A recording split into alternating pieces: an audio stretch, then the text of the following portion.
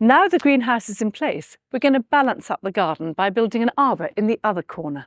This will form a wonderful, secluded little spot where Debbie and Brian can really enjoy their garden in peace.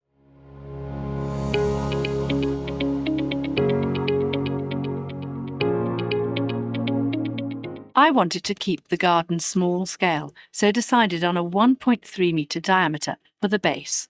So I located the centre point and used a stake to mark out the furthest points of each side.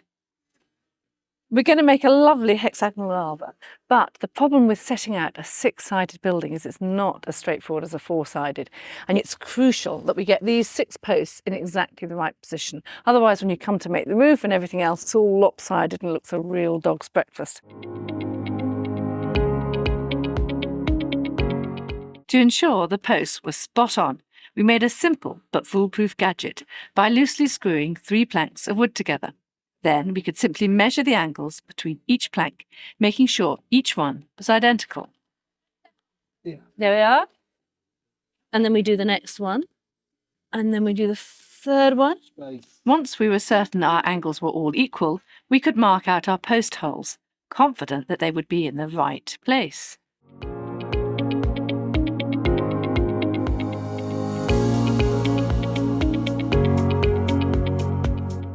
With the 600mm holes dug, the verticals were cemented in, and a temporary wooden framework put in to keep the posts plumb.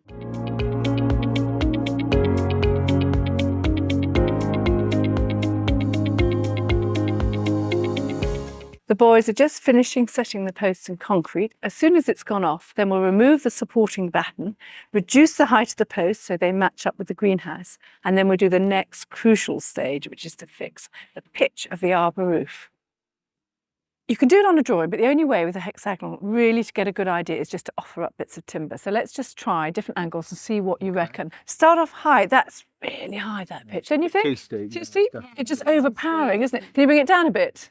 A bit more, yeah. What angle's that? It's about 32 degrees. That looks almost there. That looks Yeah, better. it's in keeping with the greenhouse, I Yeah. think. Yeah. It's not too high. You can still see the cherry tree behind it, so that looks good. Doesn't dominate the whole garden No. too much. No. No. Can we stick at that?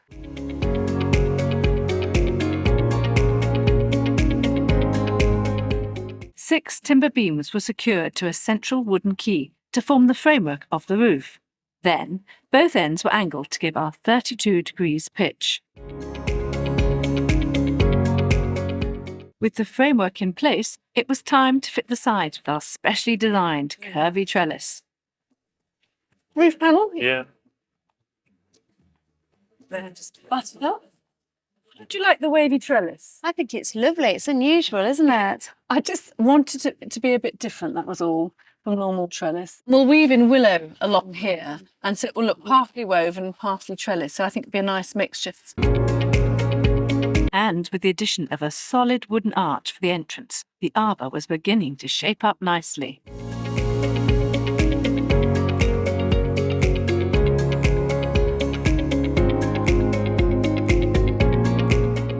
The arch is one of the most important things, I think, of the whole arbour, because we want it to really stand out. And that's why we've used a lovely bit of oak for that. And it's a nice narrow arch. It's all very small scale. The entrance to the greenhouse, the head height, all small scale, because we're fitting a lot into a tiny space. Yes. Will we need to treat the arch with anything? I think with the colour, it's such a lovely colour oak. Yes. I think we might just put some warmed linseed oil on it, and that will Right. bring out its natural Yeah. colour. But I wouldn't really want to paint it or No. anything. Oh, no, not at all. How long No. will it last for? Will it outlive us? Or? It should outlive you, I think, possibly. Next job was to enclose the rest of the garden with trellis. Right, guys, need a big one for me. We attached the trellis to posts which we set in the ground. This way we could ensure that our trellis was level, even if the neighbour's fence wasn't.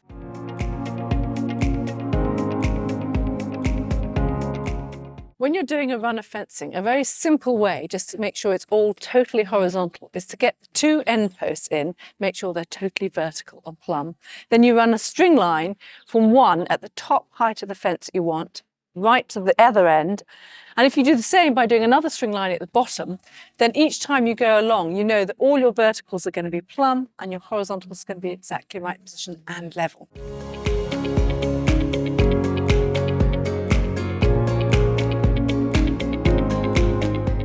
On the other two sides, we had to deal with the wall, which was our responsibility.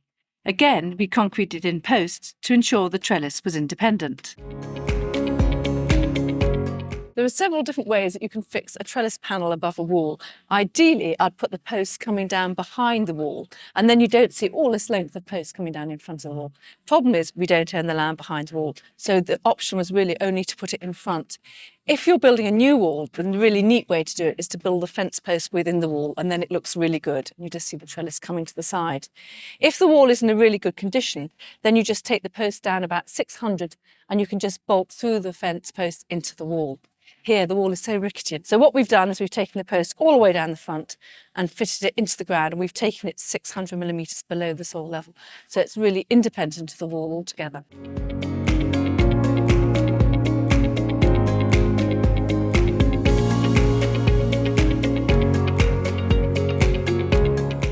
To tie in with the arbour, we put in a second oak arch to create a real entrance to the garden.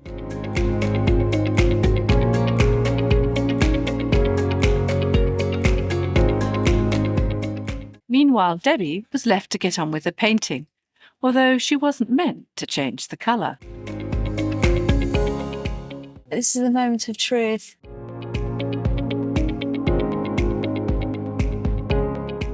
Not quite what I had in mind. Yeah, go on, paint. Rub it. Rub. That's it. Go on then.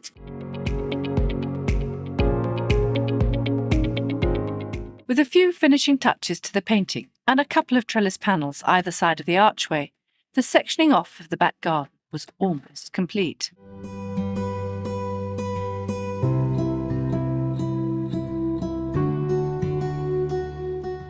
It's great to see the trellis finally up. Now we're going to use Willow to calm the fencing down and make it look more in keeping with the cottage.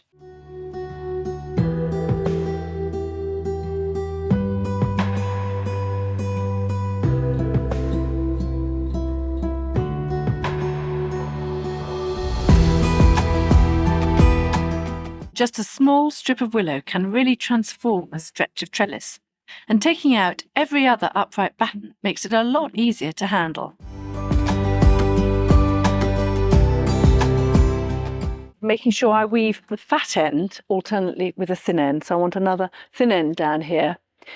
And that way you don't get a massive chunk of stems at one end and a thin little chunk of stems down the other end. This does fit in really nicely. I've taken the weathered strip off the top, which I've just pinned back on afterwards. And you see, I'm just letting it overlap, and then at the end I'll just get my secateurs and just trim it all up nice and evenly. It's nice and easy to do, isn't it, Bunny? For once, I've got an easy job.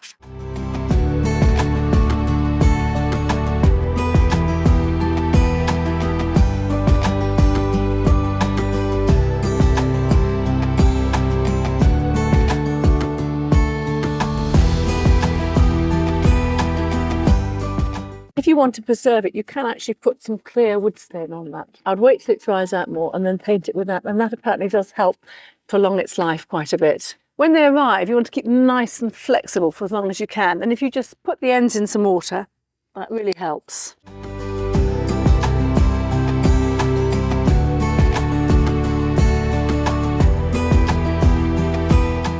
So is Willow expensive, Bunny? I think it's pretty good value, really. You pay about £20–25 for a bundle, and in a bundle you get about up to 100.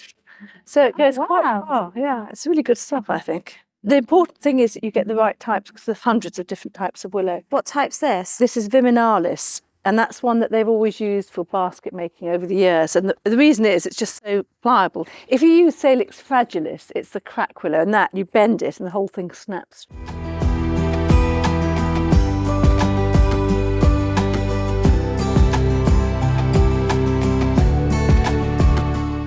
With the trellis woven and the capping rails replaced, it was time to finish off that arbour.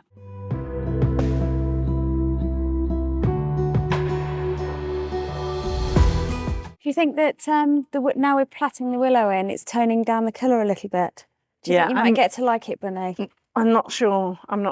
I mean, it's just a shame that I wasn't here on the day we put the woody colour on, because it's meant to look like a sort of aged oak. but it's come out much darker. It's more like a battleship grey. And I just think it looks a bit heavy. But you like it, do you? I really like it. I Really like it? I really like it. I think that if we change it, if we go for lilac, it's going to look like a tart's boudoir. Do you think so? But I think if we put the lilac over this, it would be a sort of knocked back lilac and it would be greyer because of this undercoat. But having said all that, you're living with it. If you think you're living in a tart's boudoir, then keep it grey. But there was one more weaving job left to do, the raised veg beds, and the retired blacksmith next door was happy to lend a hand. Oh, well, I was wondering if you could knock us anything up. Yeah.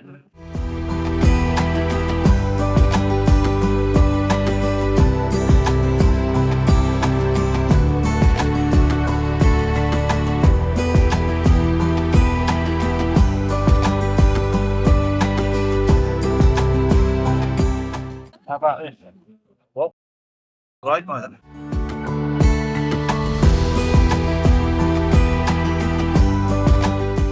Nice trick that, and it got the hazel weaving underway a lot quicker.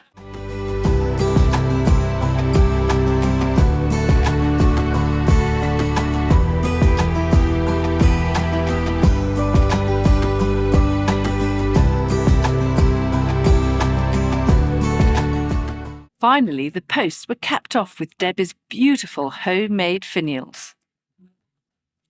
I think the trellis has come off really well, hasn't it? I think it just encloses the garden and you can just about see through, but you've got enough privacy here and it's sort of pulled the whole space together. It's brilliant. I'm really, really pleased with it. But the finials, I think, are the crowning piece, aren't they? Really nice. Aren't they? They're so unusual. Wouldn't look the same without the finials, Bunny. And I'm No, gonna, it wouldn't. and I'm going to enjoy sitting here with the catapult and knock every one of them off. You Big dare. fun. You dare, mate, you dare. In a few minutes, I rummaged round a reclamation yard for some salvage paving, and then returned to Cherry Tree to help Brian and Debbie lathe.